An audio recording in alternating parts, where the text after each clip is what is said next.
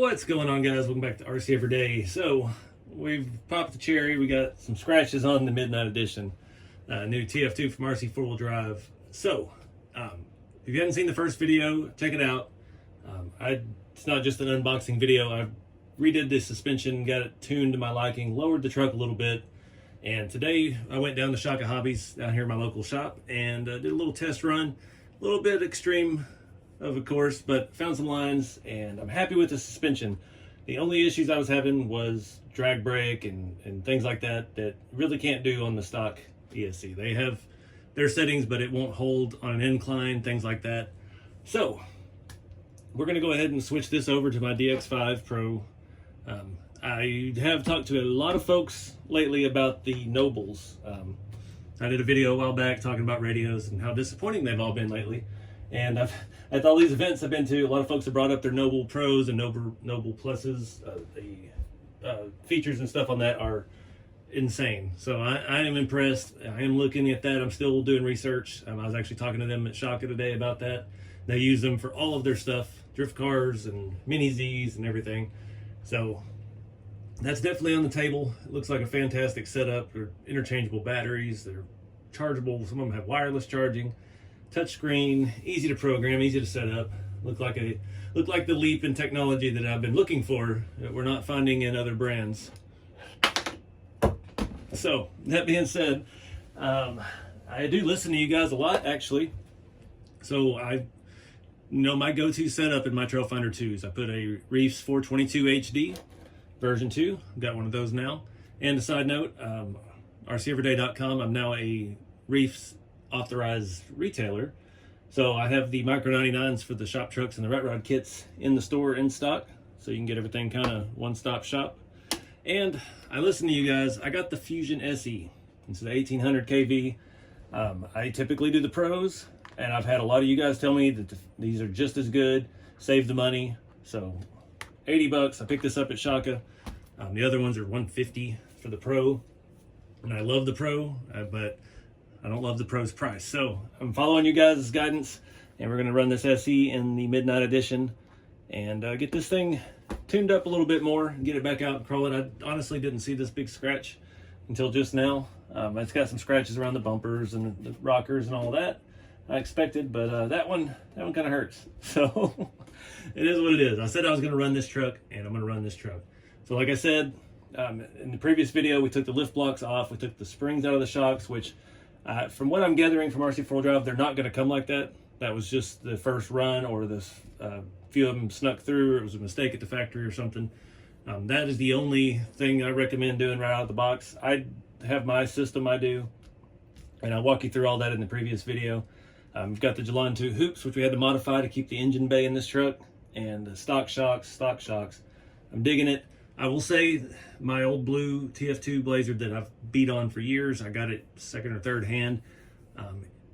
This is just as soft as that. These leaf springs, first run, right out of the box, are just about as soft as the ones on my old used truck that I beat on. So I was very happy with how this drove. The way the front setup worked with the Jalan 2 hoops and keeping that longer shock allowed us a lot more up travel in the front, which is there's still more. It's just very stiff, but once you get the weight of this body pushing it around, it'll compress and do what it needs to do.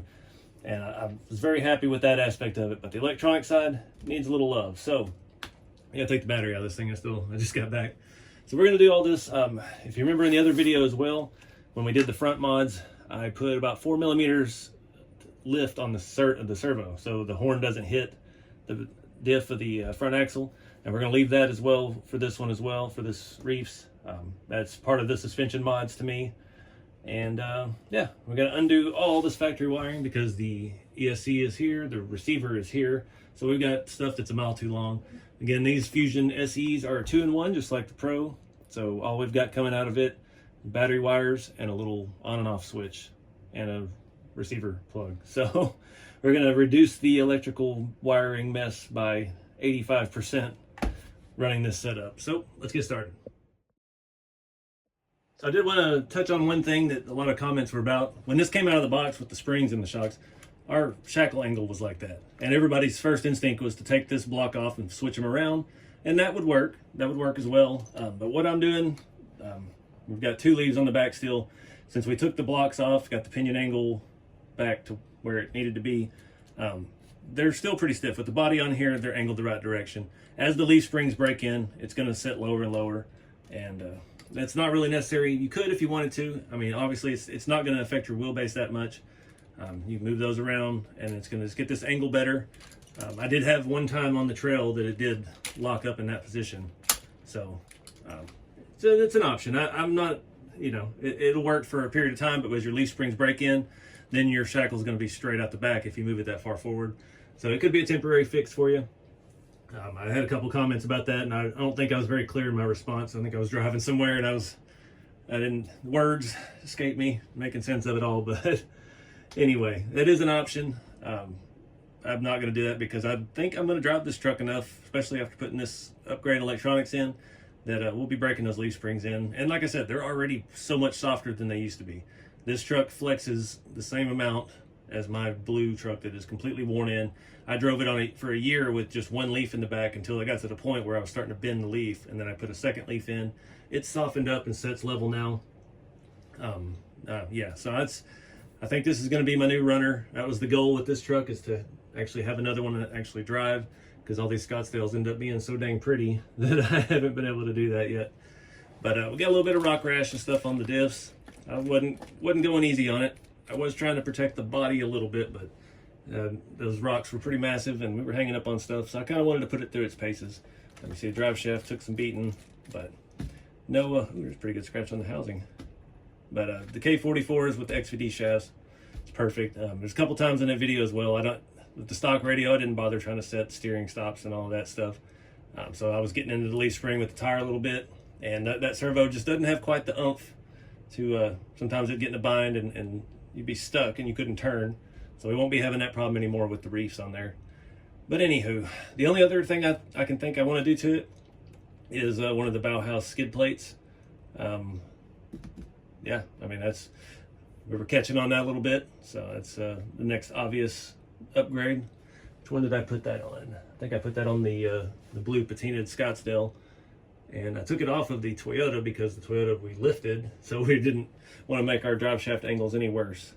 But anyways, I'm gonna do this stuff in high speed so I can put on some music, jam, and just vibe out. We're gonna cut all the zip ties. I'm gonna pull everything off electronics, and we're just basically gonna start from scratch. We do have light wiring, so we want that to stay in this vicinity. We'll see where the wires reach. Our receiver wire, our servo wire will usually get us back to here, but I think the wire on the quick runs, it'll only get us back yay far. So we may have to put our receiver up front and just have a little jumper going back to our light connector. But anyway, we've got enough of those jumpers. It came with one here in this receiver. There's a jumper extension for the servo wire. All this RTR stuff's a great source for extension wires if you need it. But anyways, let's get rolling.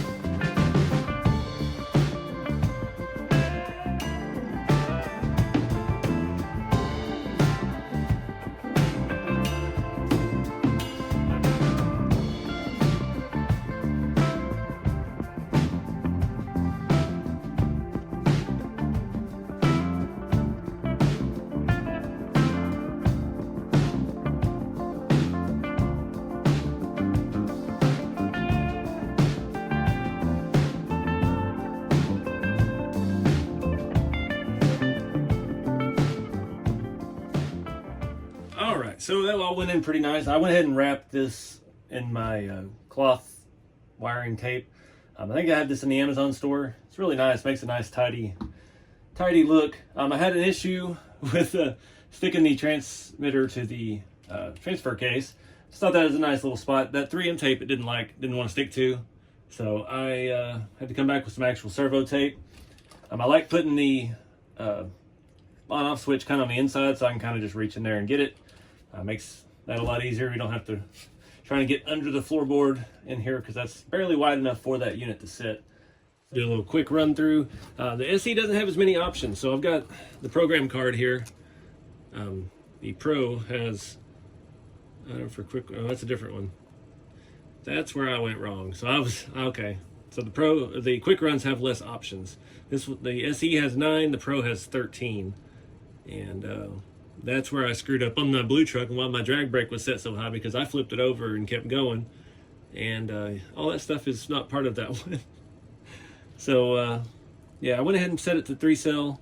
I don't know what throttle matching really is. So this one didn't give me the option for the forward reverse brake, so it's not braking like. Still got our drag brake, but we don't have the reverse brake, so that's going to take me some getting used to. That servo is much stouter than the RTR one.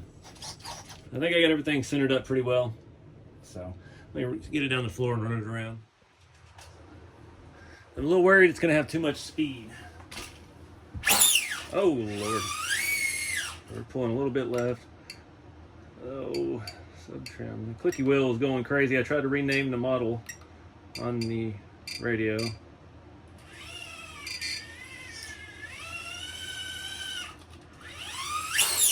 Oh Lord.